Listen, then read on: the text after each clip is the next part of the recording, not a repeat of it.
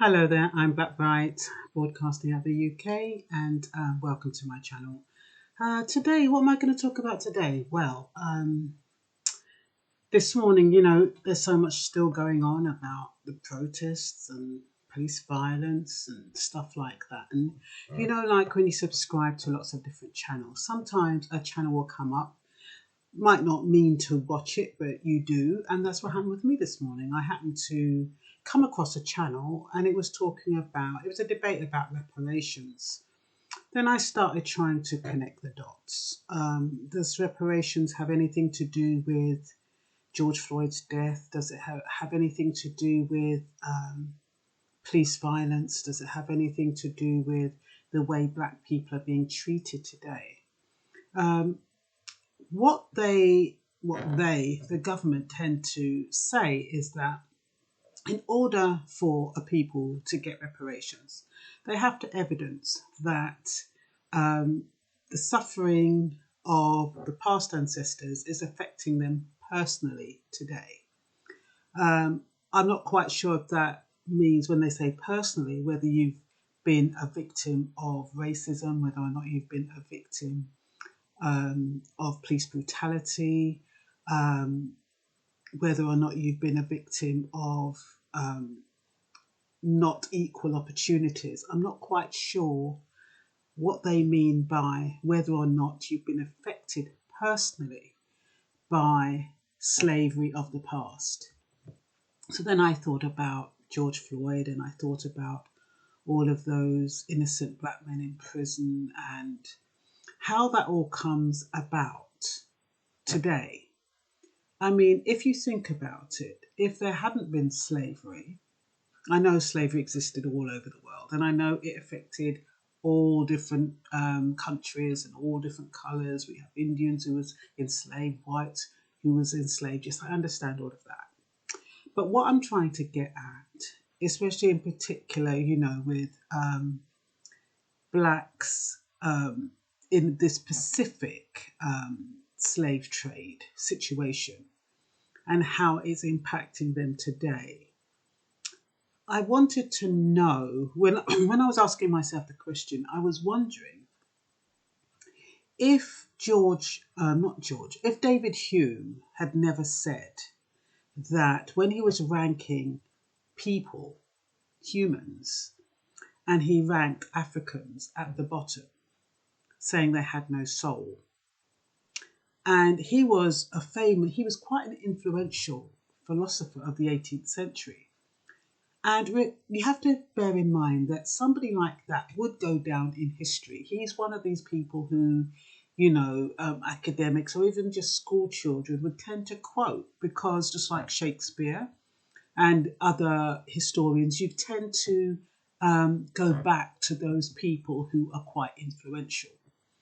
Now, if you have young children, going back to his philosophy that Black people are inferior and therefore not worth much, you have to ask yourself how that's impacted us today. And, sometimes we not worry, but sometimes we wonder how come that kind of racism finds its way all the way into modern slavery.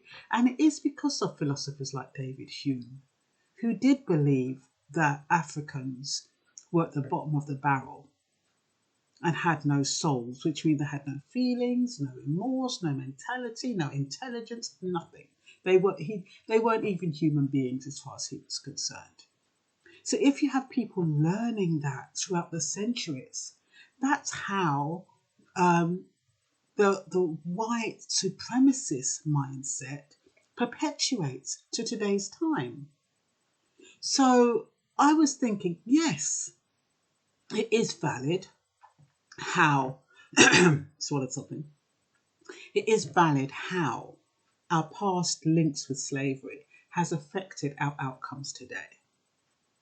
The fact that whether or not you can get 300 trillion reparations is a totally different matter. The government depends on the Black pound. to drive the economy. I mean, I think they reckon that the way black people spend money, it was 300 billion at the last count.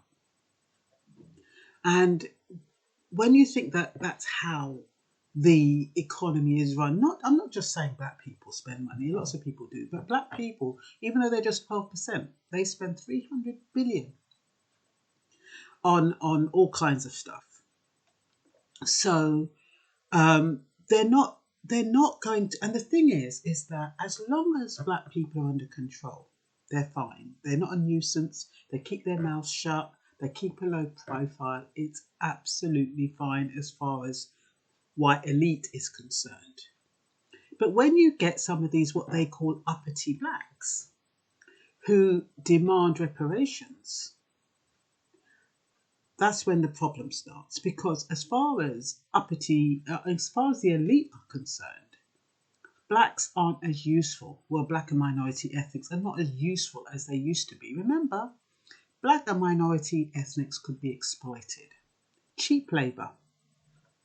And you could get them for next to nothing. I mean, in slavery days, they were selling them for 100 quid a piece, 130 pounds a piece, and that was way back in the 18th century. So the only use that black people have is when they're able to make the white elite money. When they stop making the money, especially like now we've got some kind of economic downturn, you know, well, probably black people are still spending, who knows? But my point is that if they're bringing in robots to do all of that labour, all the casual labour or manual labour that black and minorities used to do, what function do black people now serve, let alone black people who are becoming woke and educated and demanding reparations? How do you think the elite are going to view them? The thing with the rich, just like we saw with Richard Branson during the coronavirus pandemic, when he was asked to pay his staff and he refused to pay his staff because he wasn't going to pay them for something that he wasn't getting something out of. And that's how billionaires and rich people think. They don't mind spending money, but it has to be an investment and they have to get something out of it. So when black people were brought into the country, they were brought into the country because they knew they could get cheap labour, they could make a profit, and they could benefit from them along the way. So now, what benefit are they getting if black people, just supposing they gave them that, I think it's 300 trillion that they're thinking about for reparations, just supposing. And just supposing also that they decided to use Marcus Garvey's philosophy of, investing in industries and arts and literature and becoming self-reliant. And they use that 300 trillion not to invest back into the UK economy, but to invest in their own little world. How do you think the elite is going to see that or view that? They're not going to view it very well. I don't think they would expect, really, the concept that they have of black people is that they're selfish, they're greedy, they're ignorant. So I don't think they'd have that kind of, I don't think they'd give black people the credit of being able to manage that kind of money in an efficient way. I think they would assume that even if they gave it to them, they'd somehow get it back. Because like they say, black people are not financially savvy. They're not economically, savvy.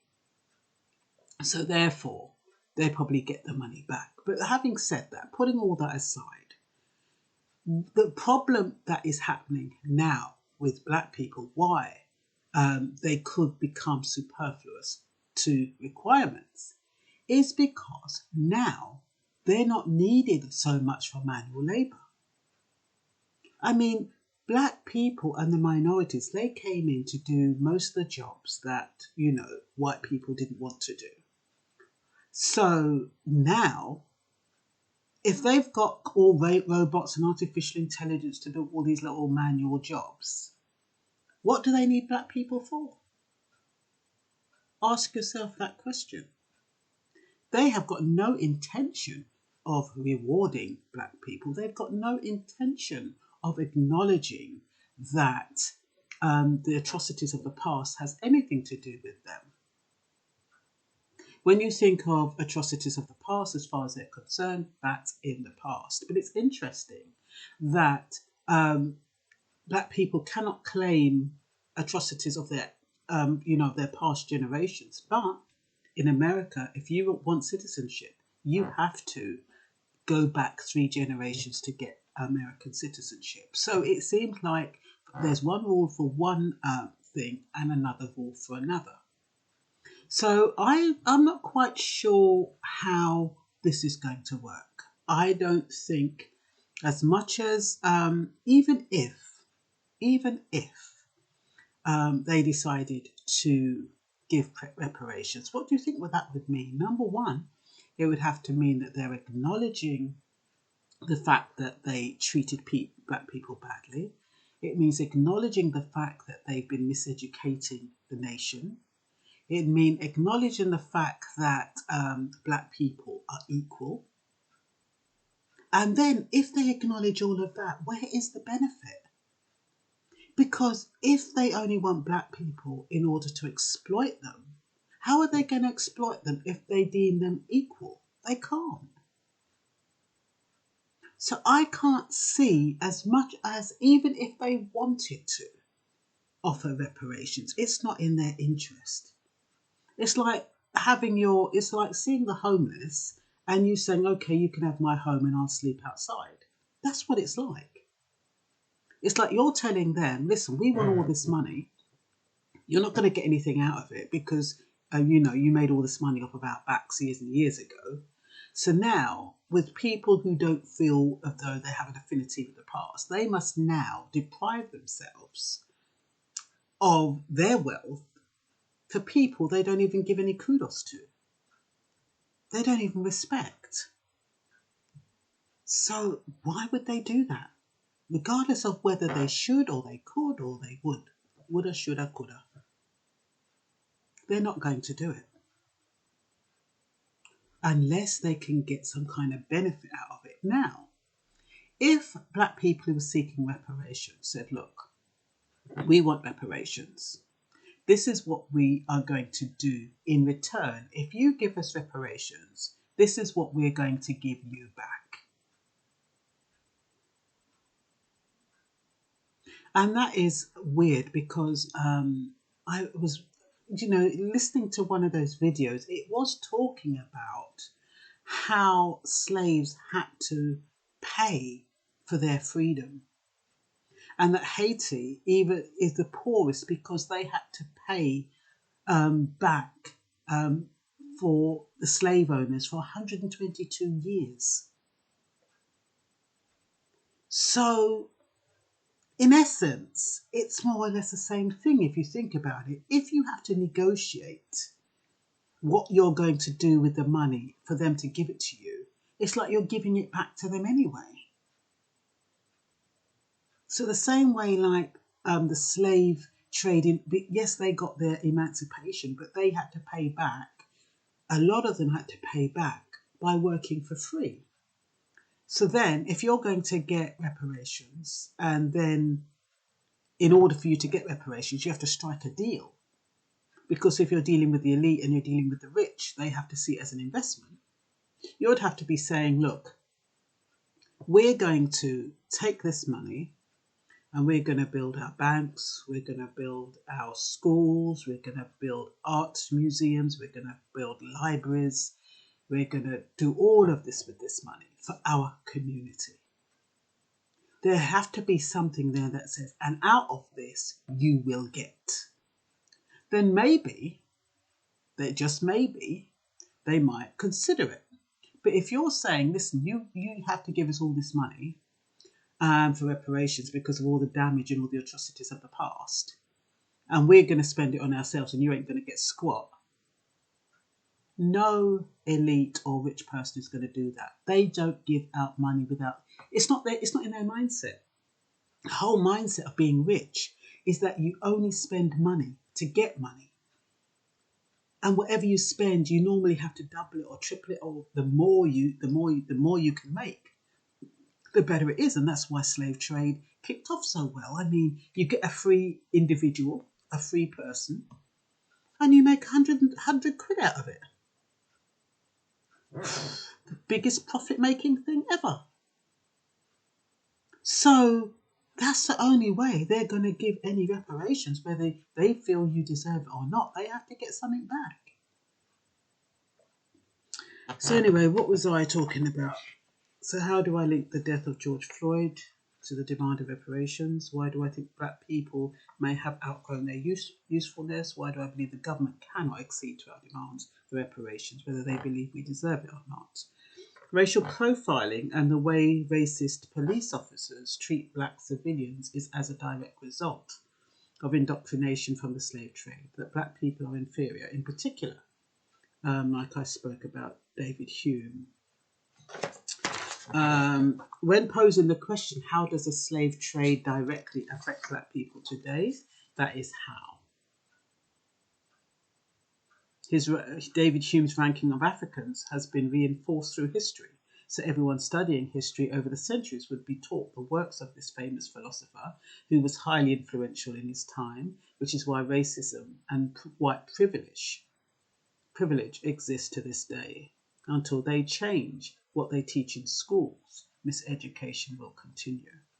And that is a problem. They would have to actually acknowledge and change the whole curriculum to include our history on a balance, not just the slavery, but also the fact that, at one time, there were African kings and African queens, and we have a regal legacy. And we're inventors and we're scientists and all that kind of stuff. All of that would need to be in the curriculum, not just for Black History Month, but embedded in the UK curriculum. Like I was talking about the other day, fair reporting. It's about fair teaching and education. When posing the question, how does the slave trade directly affect black people today? That is how. Reinforcement of biased and incorrect belief systems, so that when it comes to certain positions, black people are simply construed as not being good enough, not being as intelligent enough, and therefore do not deserve the same privileges. It is very difficult to change a belief system, especially one that has benefited to a certain class of people and has gone on for centuries. By asking for reparations, we are asking the government to acknowledge that black people are equal, that black people have merit, that black people should be treated the same as white people.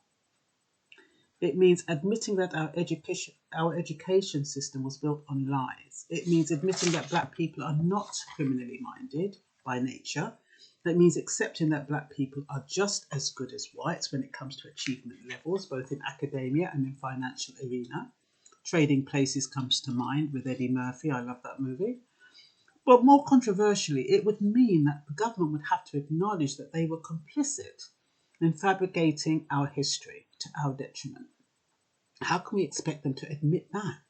It would cost them trillions in damages. Yes, trillions in reparations.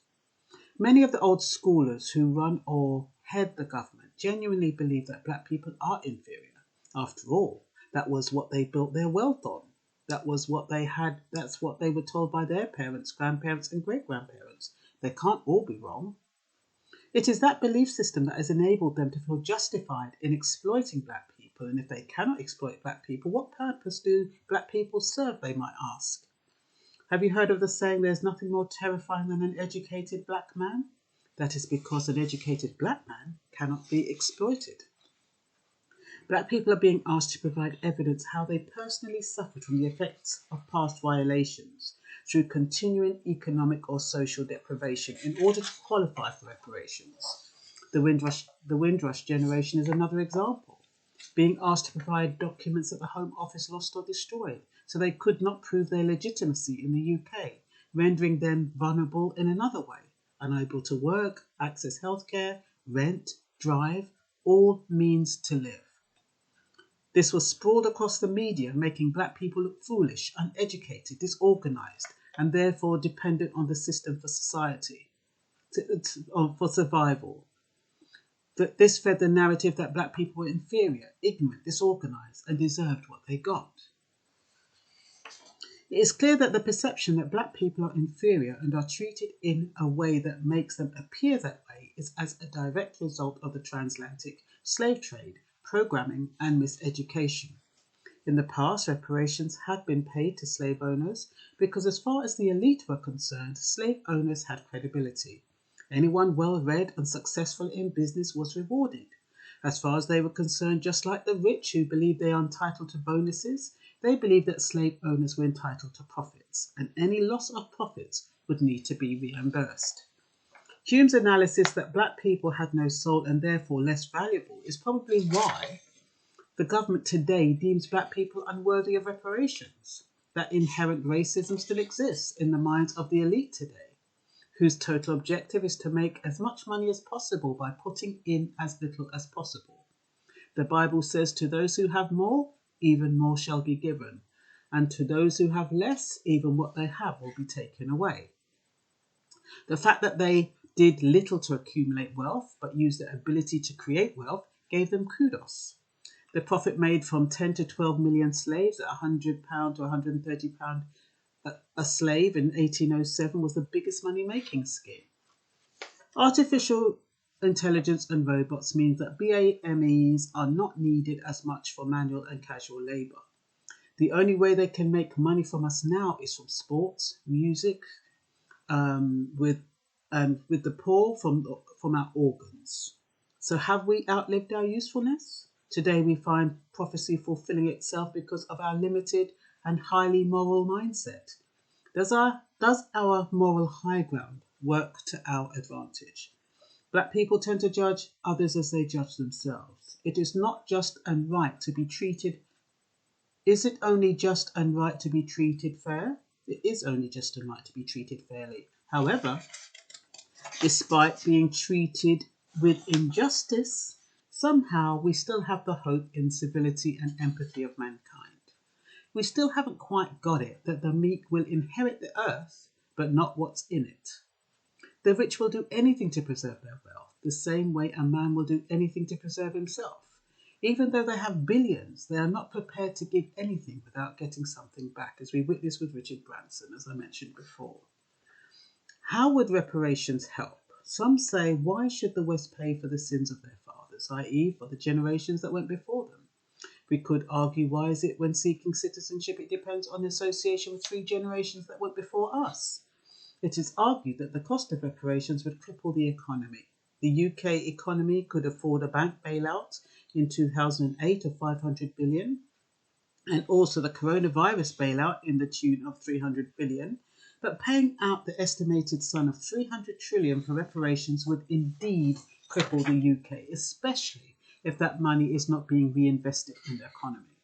If black people followed the advice of Marcus Garvey and became self-reliant by investing in themselves, creating their own industries, their own arts, literature, science and cultural facilities, with the reparations money, they could cripple the economy, especially if certain whites are not 100% convinced that they can rely on the methods of containment that they claim we use on ourselves, being ignorance, greed and selfishness. Black consumers are 12% of the UK population and hold purchasing power of an estimated 300 billion and rising, according to research. So if that money was injected back into the black community, it could definitely cause a dent in the UK economy. Data compiled by Institute of Practitioners in Advertising show BAMEs wield vast spending power, hence probably the increase of BAMEs portrayed in adverts to seduce the black pound into their pockets. We have been told that black people spend 6 times more on health and beauty products than our white counterparts. We now find ourselves in the unenviable position of not being given reparations because we are deemed not worth it. We can be replaced by robots. We are reducing our spending power because of the slump in the economy and could therefore be rendered superfluous to requirements. The elite only need us if they can benefit from us financially. We are not meant to benefit from them. But black woke folks are dangerous. If they are not prepared to play ball, they need to go. If they are not prepared to be exploited, what purpose do they serve? So like the genocides of the past, another could be planned, and not just for blacks, but for anyone who is considered the bane of society because they are not contributing to the economy. In summary, I can't see how any descendants of the African slaves are going to be compensated, even if they can evidence that police brutality and racism has a direct relationship to slavery and the perception of black people. Black people have, like the old age pensioners, outlived their usefulness. So there is no way the elite are going to disadvantage themselves by redistributing wealth and resources to adjust our current depleted economic situation. And that's what I wrote. So, your comments would be appreciated. I probably, like I said, I'm not an academic. I just listen to academics, and then I kind of come up with my own thought processes, and then I share that with you. So I'd be interested to, if you think I'm talking sense, if I'm talking a load of tosh. And that's all for now. Bye-bye.